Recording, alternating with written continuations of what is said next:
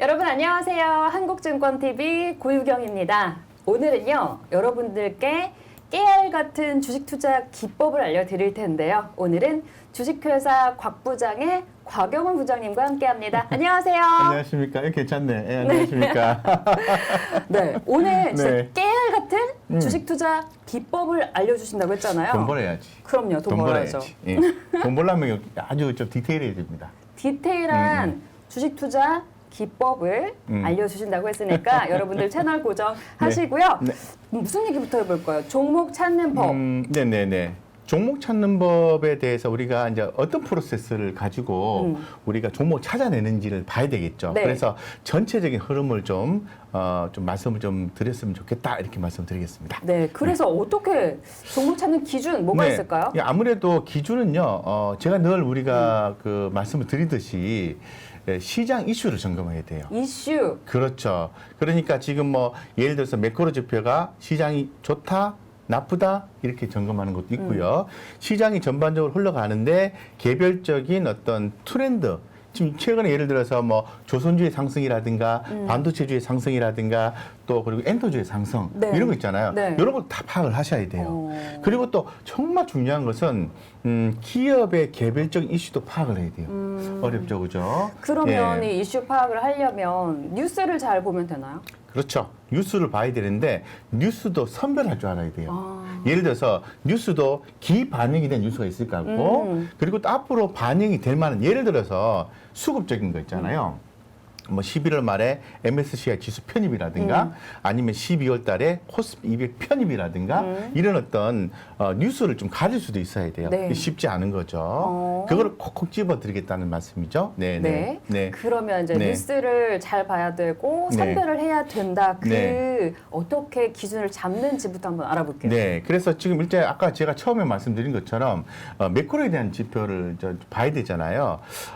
그래서 최근에 매크로 지표? 매크로 지표 네. 시장 전체적으로 이제 좋을 것인지 나쁠 것인지 그래서 최근에 이제 이슈를 보면은 뭐 홍남기 부총리가 영국에서 우리 그 선진국 지수 MSCI 지수에 한국 지수를 좀 편입을 하도록 엄청나게 노력을 하겠다라고 발표를 했어요. 네. 근데 이 선진국 지수 편입이라는 게 이 쉬운 게 아니거든. 올해가 2021년이잖아요. 네. 근데 2022년 내년 한 중순쯤 돼가지고 이 관찰 대상국으로 들어가야 돼요. 그런 절차가 필요해요.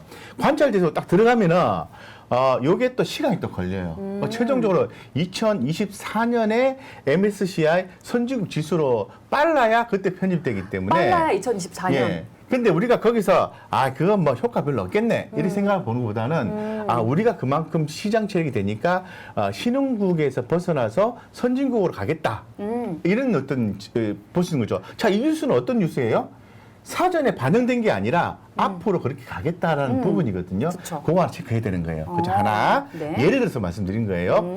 두 번째는 네. 이제 시장 수급 이슈를 봐야 되는 거죠. 수급 이슈. 그렇죠. 요즘에 올해 들어서 지난 7월 달부터 시장의 유동성이 이렇게 감소하고 있어요. 맞아요. 거기에 예탁감도요. 그러저러하게 이렇게 유지는 되고 있는데 반토막 났잖아요. 예, 좀 상당히 안 좋아요. 네. 그래서 어려운 시장에서 이제 수급이 나와주는 이벤트를 찾아내야 되는 거예요. 아까 처음 말씀드린 것처럼 가까운 예로서 MSCI 지수 편입되는 종목들이 있을 것 같고요. 네. 두 번째는 12월 달에 이 코스피 200, 코스닥 150에 편입되는 종목들이 있을 것 같아요. 이거 수급적 요소죠. 네. 또 최근에 또 일례가 있죠.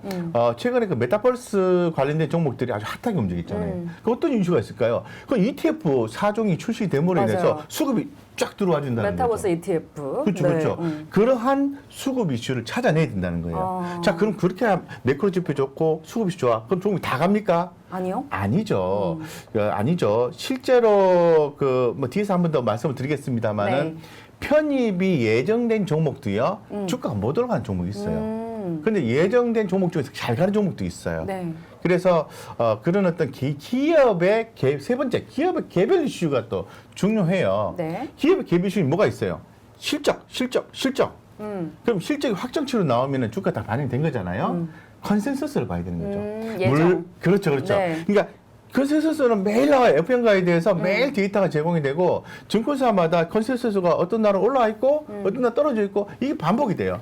하지만 전체적 흐름으로 봤을 때는 컨센서스가 증가한 패턴이 나오는 종목을 찾아내야 되는 거죠. 이런 것처럼 시장 매크로적인 전체 분위기적인 이슈하고 시장 수급적인 이슈, 그다음에 기업 개별 이슈까지도 이게 파악을 하고 난 뒤에 거기에 부합하는 종목을 우린 찾아내야 된다. 이렇게 말씀드릴 수 있는 거죠. 네. 좋은 종목 찾는 네. 기준, 매크로 이슈, 수급 이슈, 그리고 기업의 개별 이슈가 좋은 네. 종목을 찾는 기준이 된다라고 말씀을 좀 드리면서 그렇습니다. 그래서 이런 기본을 적용해서 어떤 종목을 찾을 수 있을까요? 네, 아무래도 저는 좀 주목하는 게 지금 11월 3일이잖아요. 오늘 녹화일은 11월 3일. 네. 네, 그렇습니다. 네. 네, 그런데 이제 11월 말일자에 MSCI 지수 편입 이슈는 좀 상당 부분 저는 반영이 됐다고 봐요. 그래서 이제 12월 달에 코스피 200 편입 종목과 코스닥 150 50. 편입 종목에 대해서